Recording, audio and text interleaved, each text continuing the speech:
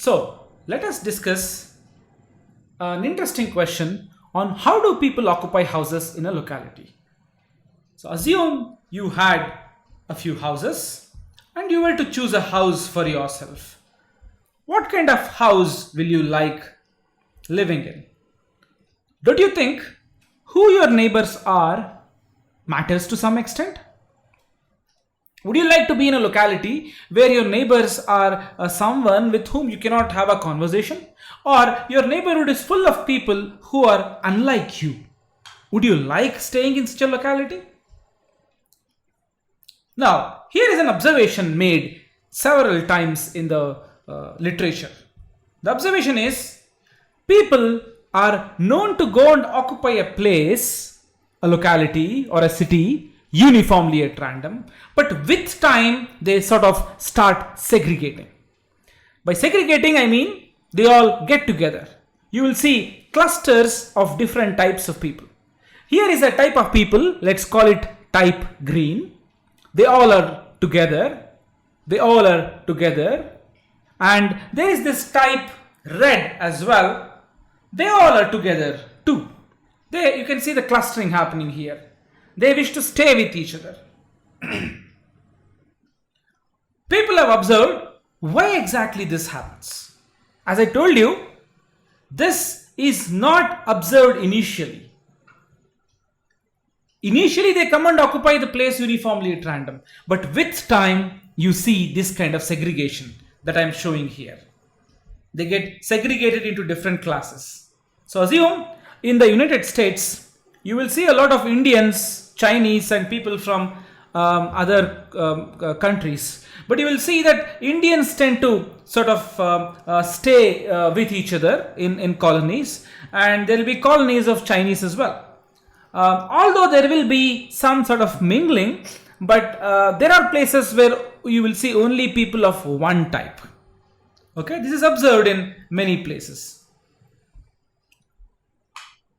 So assume you were to live in a foreign country or even in your own country. Would you not like to live in a place where you are surrounded by people who are of your type? Now, this is observed,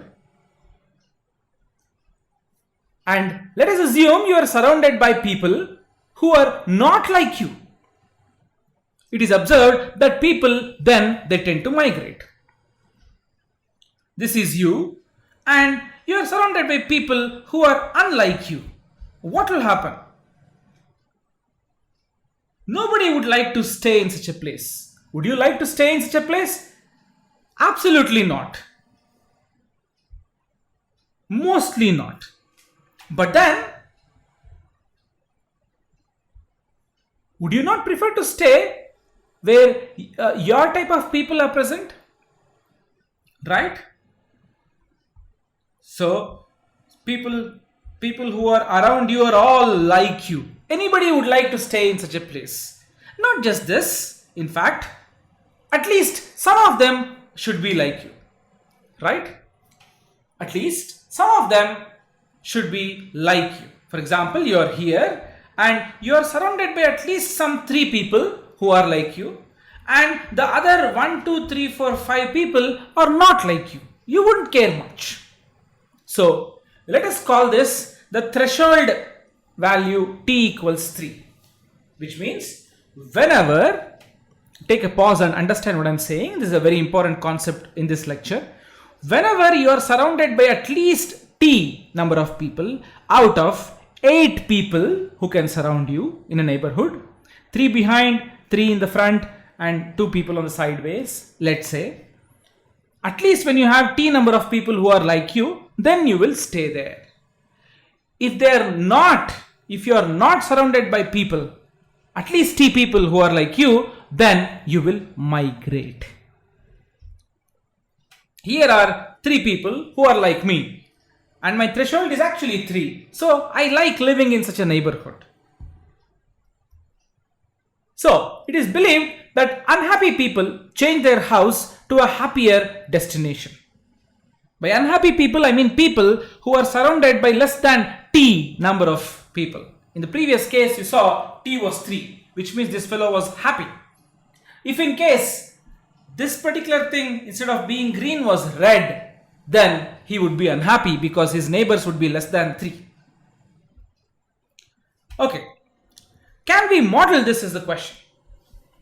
Can this be modeled? Can we model and see what exactly happens when people are unhappy and they migrate?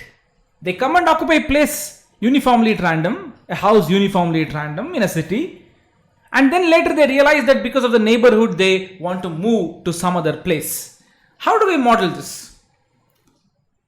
There's a very popular model called the Skelling Model. It's a very interesting model, a very simple and straightforward simulation. It goes like this. We assume that a grid simulates a city. A grid is an analog to a city, and we simulate the behavior of people. How do we do that? We take a grid like this, and then we put a into for one parity, that is, let's say, type green, and then O for a red parity, type red. Okay, so this particular person X is surrounded by the 4 red people and 4 green people. As I told you, if the threshold is 3, then this green fellow is actually happy. Okay. Now, let us take a look at an online simulation of the Skelling's model. What does Skelling's model say? Skelling's model simply says that as and when people are unhappy because they are surrounded by neighbors below their threshold value. What do I mean by that? Sounds a little jargonic. All I'm trying to say is my threshold is 3 or maybe 2. If I have 2 people in my neighborhood who are of my type, I will stay there. Otherwise, I will move. Let me take a big grid and then try simulating this and seeing. Let us see what one can observe. There are a lot of online simulations of this model. I'm just going to open a browser right now and then I'm going to show you one such simulation.